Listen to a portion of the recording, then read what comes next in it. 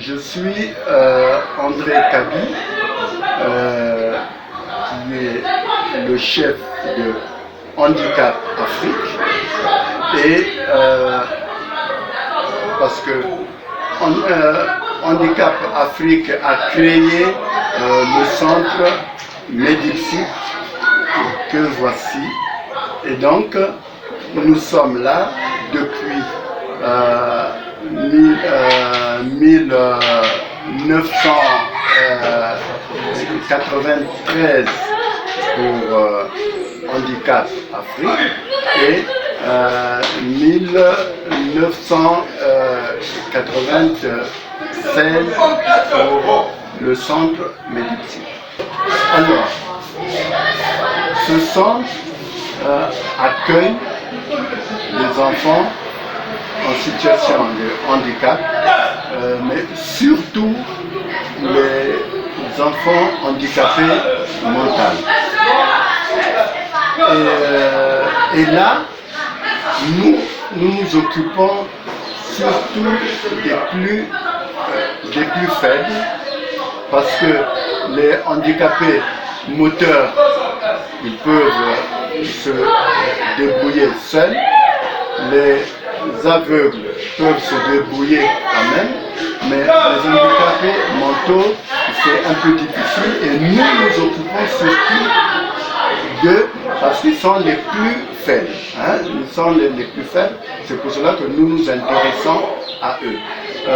Et donc, à l'occasion de la journée internationale des personnes handicapées, c'est une occasion pour nous de montrer ce que nous faisons pour les uns et les autres de ces enfants handicapés, surtout mentaux. Nous essayons de faire une harmonisation entre le programme de l'État et notre programme. Parce que généralement les parents, ils emmènent les enfants à l'école pour se débarrasser d'eux. Parce que c'est difficile de s'occuper de ces enfants-là. Alors, nous mettons donc de l'harmonie pour que ça soit plus facile pour les parents. Maintenant, ça c'est au niveau du calendrier, mais les programmes sont différents par rapport au programme de l'État. Par exemple, au niveau de l'État, vous avez les niveaux comme les CP1, CP2, etc. Mais chez nous, c'est qu'est-ce qu'un enfant peut faire, qu'est-ce qu'il connaît et qu'est-ce qu'il ne connaît pas pour qu'on lui ajoute ce qu'il ne connaît pas. Et c'est ça la différence. Donc les niveaux, c'est par rapport à ça. On peut avoir un enfant monter cet âge jusqu'à diminuer l'écart avec son âge chronologique, l'âge qu'on lui donne au niveau de l'État, de diminuer l'écart de cet âge. Alors, les difficultés, d'abord, les premières difficultés, c'est, comme j'ai dit tout à l'heure, que les parents viennent nous les déposer un peu comme pour s'en débarrasser. Alors nous, la première difficulté, c'est de faire de telle sorte que les parents puissent aimer leurs enfants. Parce qu'il y a aimer et aimer. Aimer dans ce sens qu'ils acceptent leur enfant avec son handicap. Or, bien souvent, les parents, ils sont comme déçus. Ils sont comme déçus parce qu'ils attendaient un autre enfant, un enfant bien, et puis on peut dire Dieu leur a donné un autre enfant malade, handicapé. Et donc les parents généralement c'est jeter. Ils jetaient ces enfants. Si bien que jusqu'en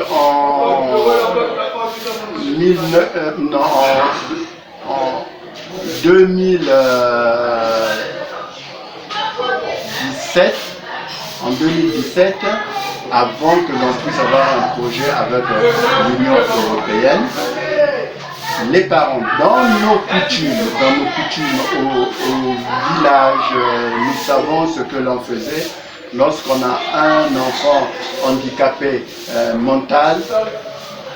Il y a la tradition qui disait qu'il faut jeter, qu'il faut tuer cet enfant. On les tuait en masse.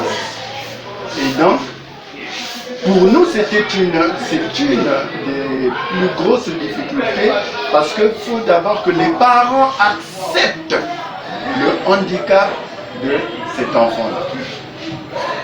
Pour qu'on ne les tue plus. Avant, on les tuait.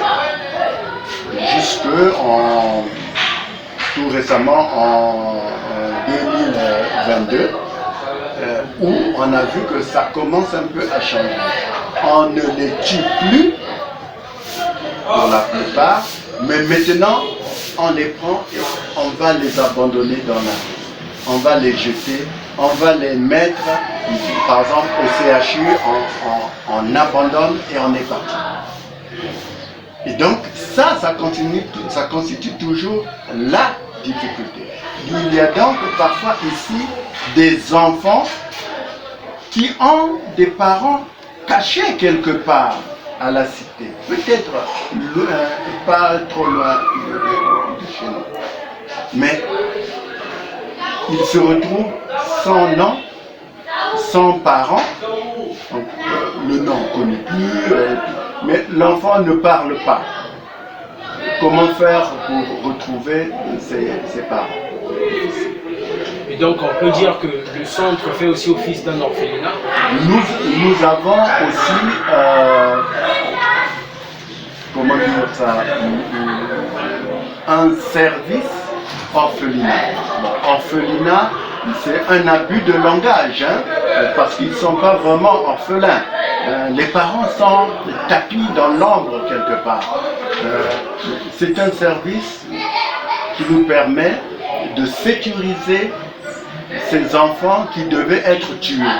Ils devaient être tués, maintenant ils ne sont pas tués, on les protège, mais il y a certains parents qui acceptent quand même ces enfants en situation de handicap, mais à la maison, les enfants avec handicap ne disposent pas des mêmes droits que les autres enfants. Parce qu'un autre enfant, les parents rêvent qu'il va devenir militaire, il va devenir général, il va devenir médecin, etc. Mais donc quand il y a un peu à manger, on privilégie d'abord de donner cette nourriture-là à cet enfant qui va devenir militaire. Alors qu'on n'a rien ne garantit qu'il le sera. Et puis, cet enfant handicapé-là, on lui défend à manger parce qu'il y en a juste un peu pour celui qui va devenir militaire, mais pas pour lui qui est handicapé. Donc, c'est des enfants qui sont, j'allais dire, martyrisés, qui souffrent beaucoup dans leur chair. L'inclusion sociale des enfants handicapés, ça doit commencer d'abord par les parents. Il faut d'abord que les parents comprennent que ces enfants handicapés, ils ont leur place au sein de la société, en commençant d'abord par la famille. Il faut qu'au sein de la famille, ces enfants handicapés trouvent d'abord de la place. Parce que c'est les parents qui vont réaliser l'inclusion. Lorsqu'il y a à manger, lorsqu'il y a un peu à manger, est-ce qu'on va privilégier cet enfant qui peut se débrouiller et puis aller trouver à manger ailleurs? Ou alors privilégier celui qui ne peut pas bouger? Donc, il faut d'abord que les professionnels puissent expliquer cela aux parents pour dire priorité d'abord aux plus faibles. Donc, l'enfant avec handicap. Lorsque on a donné la priorité à lui, on arrive à réaliser alors une véritable inclusion.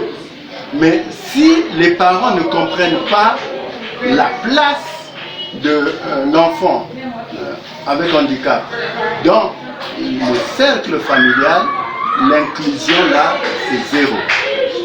Il faut d'abord commencer par... parce qu'il faut aider d'abord le plus faible, pas celui qui est plus fort. Non, commençons d'abord par le plus faible, et c'est ça, c'est là où on pourra réaliser notre inclusion. Et au niveau du gouvernement?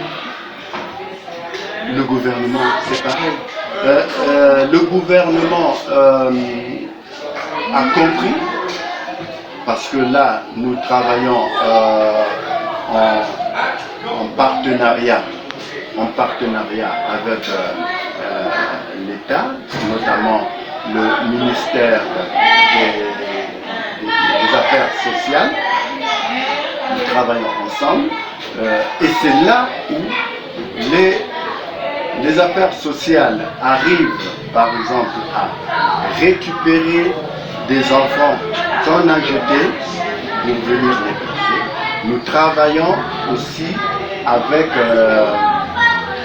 le ministère de la Justice, de la Justice, qui fait des placements pour ces enfants ici. Donc ça, c'est déjà un pas en avant fait dans le cadre du partenariat, nous, Handicap Afrique, et l'État congolais. Nous sommes en train d'avancer sur ce chemin-là.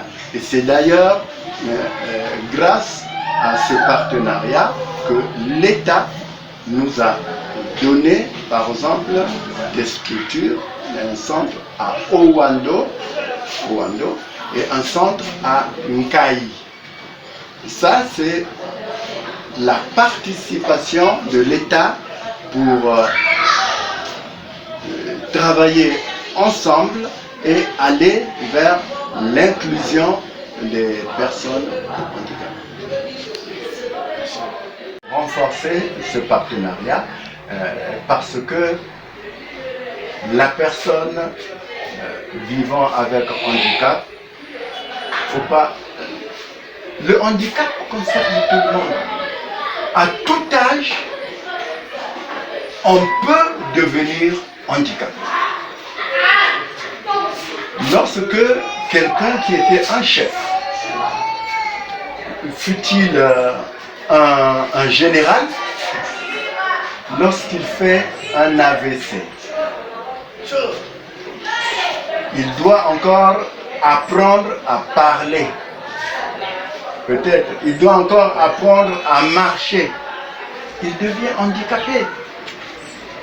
Et donc, il faut savoir qu'à tout âge de la vie et à n'importe quel moment, on peut devenir handicapé. Aujourd'hui, je me lève, je suis en très bonne santé, je suis un très bon sportif, j'arrive là, paf, un accident et je deviens handicapé. Donc cela ne concerne pas que les autres, mais ça peut me concerner moi aussi demain.